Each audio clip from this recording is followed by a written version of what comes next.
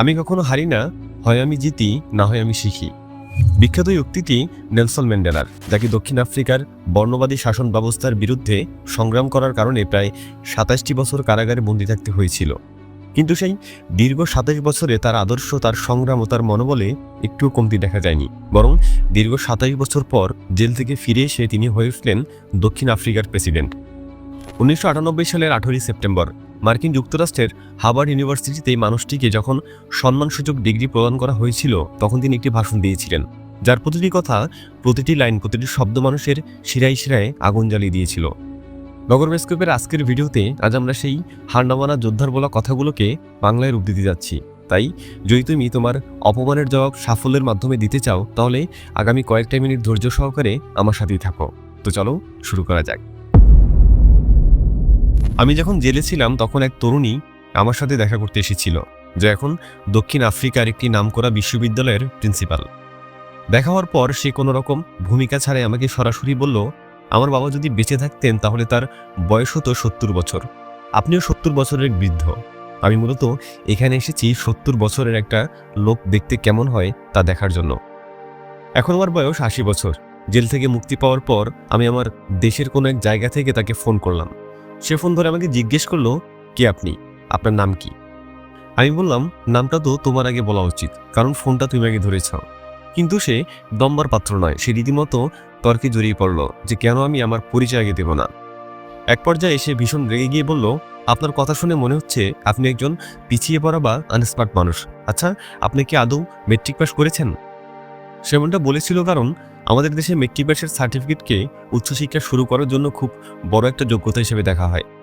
তো আমি তাকে খুব শান্তভাবে জবাব দিলাম, দেখো, তোমার সাথে কথা বলতে যদি মেট্রিকের সার্টিফিকেট থাকা লাগে, তবে আমি পড়াশোনা করে মেট্রিক পাস করব, যাতে কোনোদিন তোমার ক্লাসে বসার যোগ্যতা অর্জন করতে পারি। আমার কথা শুনে সে ফোনটা রেখে দিতে দিতে বলল, আপনার মতো লোক কোনোদিন আমার ক্লাসে বসার যোগ্যতা অর্জন করতে পারবে না। আজই হার্ভার্ডের মঞ্চে দাঁড়িয়ে আমার সেই মেয়েটির কথা বারবার মনে পড়ছে। সে যদি আজ এখানে উপস্থিত থাকতো, তবে সে দেখতে পেত যে আমি শুধু আজ মেট্রিক পাস করিনি, আজ আমি পৃথিবীর শ্রেষ্ঠ এই বিশ্ববিদ্যালয়ের সম্মানসূচক ডিগ্রি অর্জন করেছি। আমি প্রমাণ করেছি যে তোমার বর্তমান অবস্থা দেখে কেউ যদি তোমাকে তুচ্ছ তাচ্ছিল্য করে, তবে সেটাই তোমার শেষ গন্তব্য নয়। এই যেমন আজ আমরা দক্ষিণ আফ্রিকাকে একটি নতুন ভোরের আলো দেখতে পাচ্ছি, অথচ একসময় এখানে গায়ের রং দিয়ে মানুষের বিচার করা হতো। কিন্তু আজ প্রতিটি নাগরিক, সে যে ধর্মেরই হোক, যে বর্ণেরই হোক, কিংবা যে লিঙ্গই হোক না কেন, সবাই সমান রাজনৈতিক অধিকার আর উন্নয়নের সুযোগ পাচ্ছে। আজ আমরা গর্বিত এক জাতি। কিন্তু বন্ধুগণ, হার্ভার্ডের ঐতিহাসিক আঙ্গিনায় দাঁড়িয়ে আমি যখন পিছনের দিকে তাকাই, তখন আমার বুকটা কৃতজ্ঞতায় ভরে ওঠে।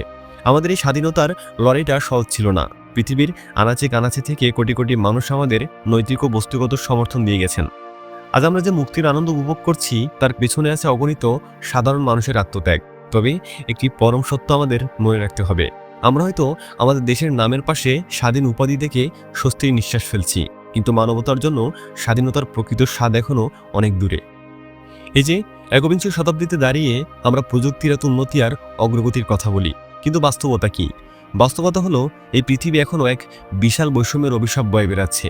একদিকে চরম বিলাসিতা আর অন্যদিকে দারিদ্র্যের চরম অন্ধকার, হোক সেটা দেশের ভেতরে কিংবা এক দেশের সাথে অন্য দেশের। এই যে মানুষে মানুষে এত বৈষম্য, এটাই আমাদের জন্য লজ্জার। সুতরাং আমি স্পষ্ট করে বলতে চাই, তোমরা যদি মনে করে থাকো শুধু ব্যালট পেপারে ভোট দিয়ে কিংবা গণতন্ত্রের কথা বলেই সমাজে শান্তি ফিরবে, তাহলে তোমরা ভুল ধারণার মধ্যে আছো। যে পৃথিবীতে লক্ষ লক্ষ মানুষ ক্ষুধার জ্বালায় ছটফট করছে, যে পৃথিবীতে শিশুরা সামান্য প্রতিরোধযোগ্য রোগে মারা যায়, যে পৃথিবীতে মানুষ এখন অশিক্ষা আর নিরক্ষরতার অন্ধকারে বন্দী, সেই পৃথিবীর মানুষদের কাছে গণতন্ত্র আর স্বাধীনতার মতো শব্দগুলো একদমই অর্থহীন। তাই যতদিন আমরা মানুষের জীবনের মান পরিবর্তন করতে পারছি, যতদিন আমরা দারিদ্র্যের শিকল ভাঙতে পারছি, ততদিন আমাদের স্বাধীনতা অপূর্ণই রয়ে যাবে। আজ যখন আমি এই হার্ভার্ডের বিশ্ববিদ্যালয় প্রাঙ্গণে দাঁড়িয়েছি, তখন আমি অনুভব করছি এটি কেবল একটি প্রতিষ্ঠান নয়, এটি হলো এক বিশ্বজননী চেতনার মূর্ত প্রতীক। যখনই সারা বিশ্বের বিজ্ঞান এবং চিন্তাশীল মানুষগুলো একসাথে মিলিত হয়, তখন সেখানে এক অভিন্ন সত্তার জন্ম হয়। হার্ভার্ড এই প্রাঙ্গণ আমাদের মনে করিয়ে দেয় যে আমরা সবাই আসলেই একক ও অখণ্ড পৃথিবীর একটি অংশ, এবং আমাদের এই বিশ্বায়নের যুগে সবচেয়ে বড় চ্যালেঞ্জটি কি জানো? সেটি হলো বৈষম্য দূর করা। যখন পৃথিবীর এক প্রান্তে আধুনিক বিজ্ঞানের জয় জয়কার, তখন অন্য প্রান্তে মানুষ এখনও বেঁচে থাকার জন্য ন্যূনতম সুযোগটুকু খুঁজছে। এই ব্যবধান আমাদের ঘোচাতে হবে। আমি বিশ্বাস করি শিক্ষা হলো সেই মহাঔষধ যা দিয়ে পৃথিবীর যে কোনো ক্ষত সারিয়ে তোলা সম্ভব, কিন্তু সেই শিক্ষা যেন কেবল পুঁথিগত বিদ্যা না হয়। প্রকৃত শিক্ষা আমাদের শেখায় অন্যের প্রতি শ্রদ্ধা রাখা, মানুষের সার্বভৌমত্বের মর্যাদা দেওয়া এবং একে অপরের অংশীদার হিসেবে কাজ করা।